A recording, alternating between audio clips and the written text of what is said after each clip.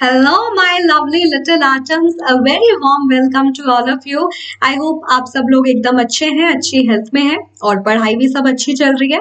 तो NCERT series के साथ I am back, your Anubha ma'am, your chemistry master teacher. और पीरियोडिक क्लासिफिकेशन ऑफ एलिमेंट्स का 6th सेशन है बेसिकली ये.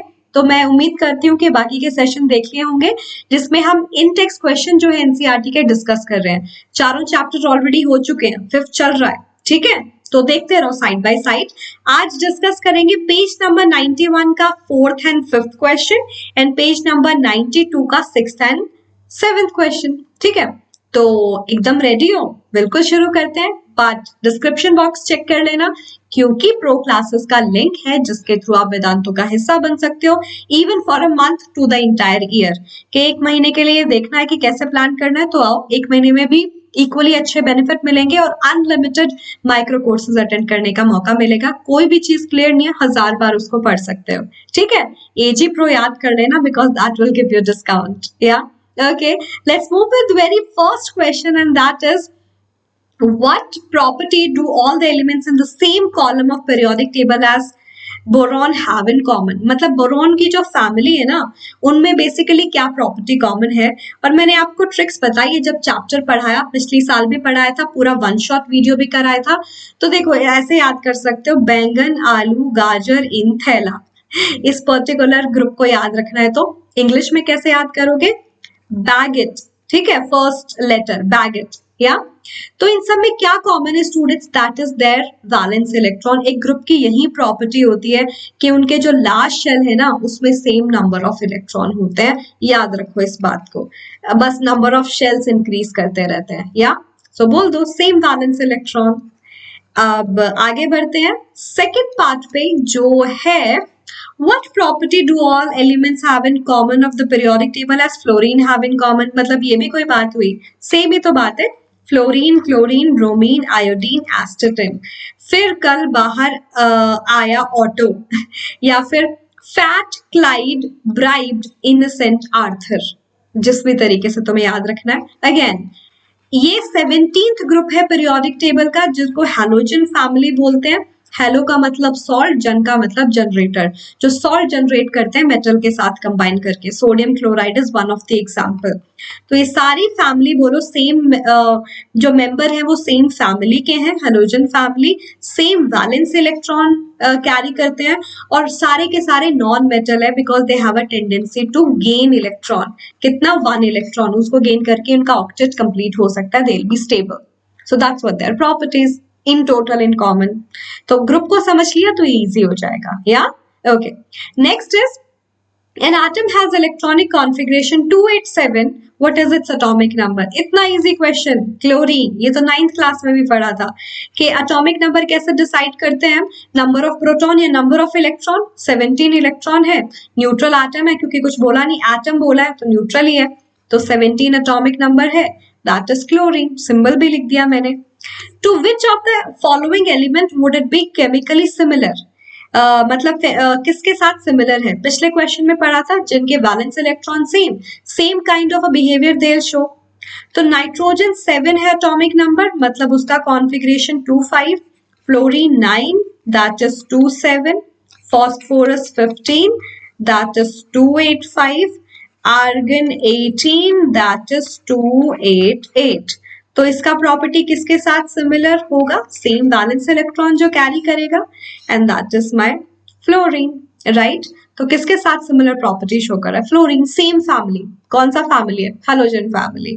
ओके, चलो आगे बढ़ते हैं. अगला question, the position of 3 elements A, B and C in the periodic table shown below, group 16 and group 17. अच्छा, एक ग्रुप 16 है, एक ग्रुप 17 है. तो ये पहला मेंबर है नहीं, फिर A है, फिर बीच में लिखा नहीं है, फिर सी है, ऐसे ऐसे दिया हुआ है. State whether A is a metal और नॉन मेटल. अच्छा, 17th group is a family of non metal क्योंकि 17th का मतलब है वैलेंस इलेक्ट्रॉन कितने हैं? 7. कैसे? लास्ट वाला डिजिट देख लो. या फिर ग्रुप नंबर कैसे निकाला जाता है स्टूडेंट्स? 10 प्लस वैलेंस इलेक्ट्रॉन अगर मेरा ग्रुप नंबर 13 या उससे ज्यादा है तो. ठीक है, या फिर वैलेंस इलेक्ट्रॉन अगर 3 या उससे ज्यादा है तो ग्रुप नंबर कैसे निकालते हो, 10 प्लस वैलेंस इलेक्ट्रॉन। तो यहाँ पे जब मेरे पास वैलेंस इलेक्ट्रॉन 7 होते तभी ग्रुप नंबर 17 आता। 7 valence electron they have a tendency to gain 1 electron to complete their octet, और जो इलेक्ट्रॉन को गेन करते हैं वो नॉन मेटल होते हैं, तो A is a non metal. State whether C is more reactive और लेस रिएक्टिव देन ए। अच्छा, जब हम एक ग्रुप पे नीचे जाते हैं तो रिएक्टिविटी क्या करती है स्टूडेंट्स, जल्दी बताओ। They are non metal and उनके लिए रिएक्टिविटी का मतलब है इलेक्ट्रॉन को एक्सेप्ट करना। जब आप नीचे जाओगे नंबर ऑफ शेल बढ़ रहे हैं, उनको इलेक्ट्रॉन लेने की पड़ी नहीं है कि तुम आ रहे हो, तुम इतना दूर हो, हम तुम्हें कैसे लेंगे, तो यहाँ पे रिएक्टिविटी डिक्रीज कर रही है। ठीक है, only in the case of non metal reactivity decreases down the family, क्योंकि their reactivity means कितना जल्दी एंड आसानी से they can take electron, क्योंकि नंबर ऑफ शेल बढ़ रहे हैं न्यूक्लियस से, जब वो इलेक्ट्रॉन आ रहा है वो उसको अच्छे से अट्रैक्ट नहीं कर पा रहा, तो they don't want to react more, या तो ये बात है। तो ये पता चल गया C is more reactive और less reactive than A। अगला, will C be larger or smaller in size than B? अगर मैं B और C में कंपेयर करूं साइज को, तो C का साइज छोटा या बड़ा है, तो छोटा है, बिकॉज इन अ पीरियड, ये पीरियड सेम है, BC सेम पीरियड में है, ठीक है, एक साथ लिखे हुए एक हॉरिजॉन्टल लाइन में, साइज डिक्रीज करता है एक पीरियड में, ठीक है। क्यों? क्योंकि जब हम मूव करते हैं तो न्यूक्लियर चार्ज बढ़ जाता है, जब मूव करते हैं तो एक्स्ट्रा प्रोटॉन आने लगते हैं न्यूक्लियस में, अगला वाला एक एक्स्ट्रा प्रोटॉन क्योंकि एक एक्स्ट्रा एटॉमिक नंबर, अगला वाला फिर एक एक्स्ट्रा प्रोटॉन क्योंकि एक एटॉमिक नंबर। न्यूक्लियस में प्रोटॉन बढ़ते जा रहे हैं, उनका न्यूक्लियर चार्ज बढ़ता जा रहा है, मतलब न्यूक्लियस पे चार्ज, और वो इलेक्ट्रॉन को ज्यादा पुल करेंगे अपनी तरफ, जिसकी वजह से साइज डिक्रीज हो जाता है, because size is a distance between the nucleus and the last shell. अगर न्यूक्लियस इन इलेक्ट्रॉन को जो शेल में उनको ज्यादा स्ट्रेच करेगा, ज्यादा खींचेगा फोर्स के साथ, तो साइज डिक्रीज करता है। तो सी का जो साइज है वो स्मॉलर है बी से, ठीक है, स्मॉलर है। Which type of ion, cation or anion will be formed by element A? तो अभी कॉन्फ़िगरेशन से क्लियर है, ग्रुप 17 मतलब 7 valence electron and they believe in gain of 1 electron to complete octet. तो गेन होता है इलेक्ट्रॉन का, वो कौन होता है, anion, because gain of electron negative charge. तो ए क्या होगा, इस तरीके से लिखेंगे, एक इलेक्ट्रॉन को गेन करेगा, दैट्स एन एनाइन। ठीक है, ये भी क्लियर है, वेरी नाइस।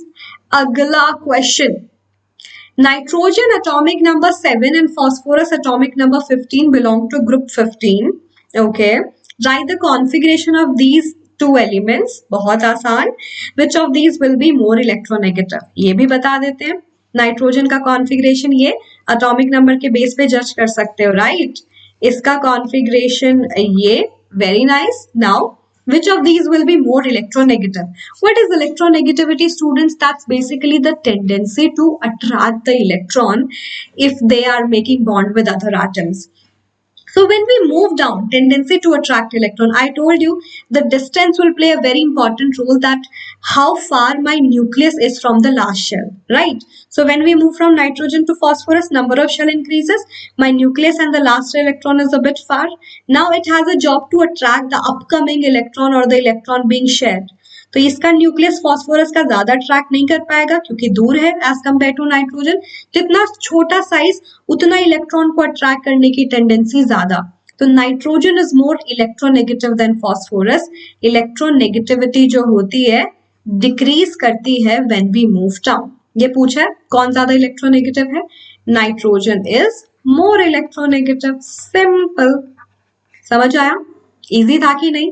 मुझे अच्छे से पता है और ज्यादा समझ आ जाएगा जब आप पूरे चैप्टर को रिवाइज कर लोगे, क्योंकि ऐसे सोचो कुछ नहीं पता और ये पढ़ने लगे तो लगेगा ये हो क्या रहा है।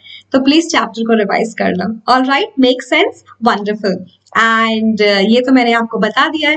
डिस्क्रिप्शन बॉक्स में जो लिंक है प्रो क्लासेस का, जैसे ही ओपन करोगे आपको 3 ऑप्शन मिलेंगे, लाइट, क्लासिक एंड प्लस, कोई भी चूज कर सकते हो। Remember, you will get all the live classes, interactive online live classes, even replay में भी इंटरैक्टिव सेशंस होते हैं, as in you will be able to play quizzes in the replay, live quizzes and come to leaderboard. सारे test series, assignment, plenty of assignment, unlimited micro course even if you joining for 1 month, जो कि chapter based courses है। जो भी area of problem है यहाँ पे solve कर सकते हो with all the notes that you going to get. Study material called is Tatva, पूरे साल के साथ ही मिलता है, लेकिन वो डाउट सॉल्विंग होगी आपकी क्लास में। क्लासिक में एक्स्ट्रा फीचर है कि डाउट सॉल्विंग आपकी आफ्टर और बिफोर क्लास भी हो सकता है, you will gate doubt app definitely. और प्लस में एक और additional feature with doubt app, that is personal mentor, जो पूरे साल मेक श्योर करेंगे आपकी ग्रोथ अच्छे से हो। तो ट्राई करके देखना है, कर लो 1 मंथ के लिए ट्राई, और पूरा साल के लिए प्लान कर रहे हो, वेल एंड गुड, लेट मत करो, नए बैचेस शुरू हो रहे हैं, मैं डिटेल बता देती हूँ।